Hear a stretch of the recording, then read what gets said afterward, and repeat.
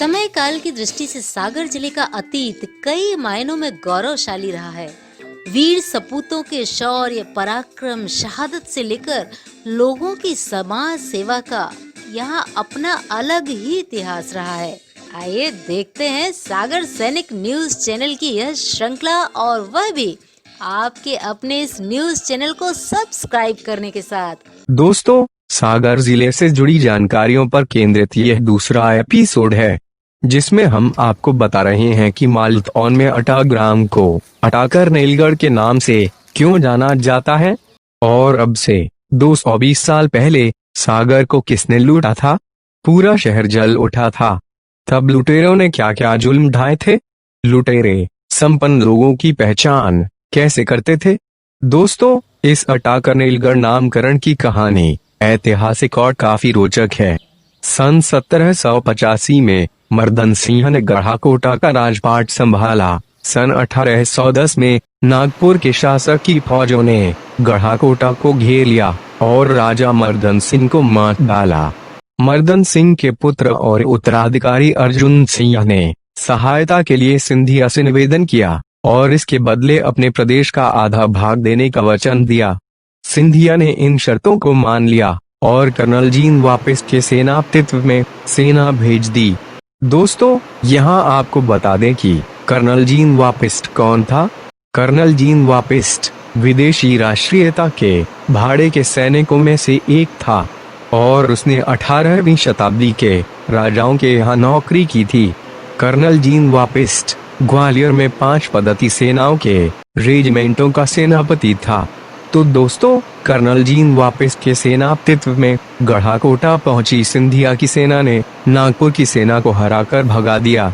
ग्वालियर महाराज सिंधिया और गढ़ाकोटा के राजा अर्जुन सिंह के बीच हुए एग्रीमेंट के अनुसार अर्जुन सिंह ने अपना वचन निभाया, जिसके तहत शाहगढ़ का जंगली इलाका अर्जुन सिंह के पास छोड़ते हुए बतौर सिंधिया के सिपहसालार कर्नल जीन वापिस्ट ने मालतौन तथा गढ़ाकोटा पर अपना अधिकार कर लिया। तो दोस्तों, इसी कर्नल जीन वापिस्ट ने मालतौन क्षेत्र के ग्राम अटा का नया नामकरण अटाकर नीलगढ़ कर दिया, क्योंकि जीन वापिस्ट की पदवी कर्नल जो थी। तो दोस्तों, अगर आपको अटाकर नीलगढ़ की यह ऐतिहासिक जानकारी इस तरह से पहली बार प्राप्त हुई हो और आपको यह रोचक तथा ज्ञानवर्धक लगी हो, तो YouTube पर अपने इस सागर सैनिक चैनल को सब्सक्राइब, लाइक और शेयर जरूर करें।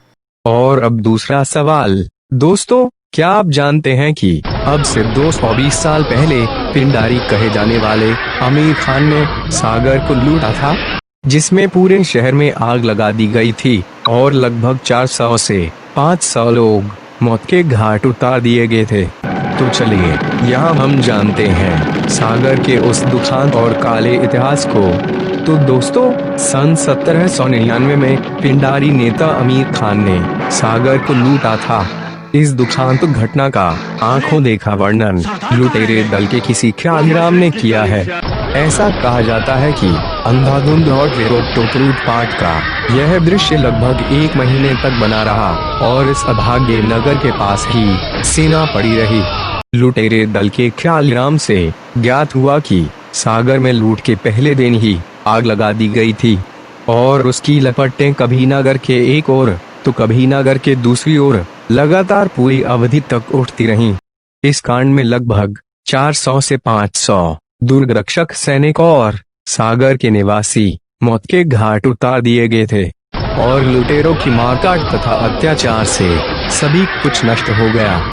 लोगों की कोई संपत्ति नहीं छोड़ी गई थी और लूट के अंतिम दिनों में तो तालाब और कुओं में ढूंढाई होती रही कि कहीं लोगों ने उनमें तो अपनी संपत्ति छुपा कर नहीं रखी है। सागर के प्रत्येक स्त्री और पुरुष निवासी का हर प्रकार से अपमान किया गया और हर प्रकार की पीड़ा पहुंचाई गई।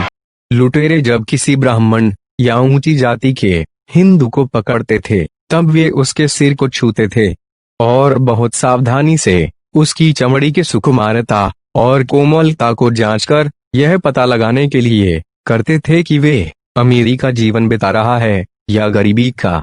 और इस जांच के परिणाम स्वरूप लुटेरे अपने कैदी को या तो छोड़ देते थे या फिर उसके साथ अत्याचार करते थे। तब सागर के शासक ने नागपुर के राजा से सहायता के लिए निवेदन किया था। नागपुर की सेना मदद के लिए सागर पहुंची तो अमीर खान राहतगढ़ की ओर भाग खड़ा हुआ। सागर की इस लूटपाट का उल्लेख कर्नल मैकनील की सेटलमेंट रिपोर्ट के इतिहास खंड में किया गया है।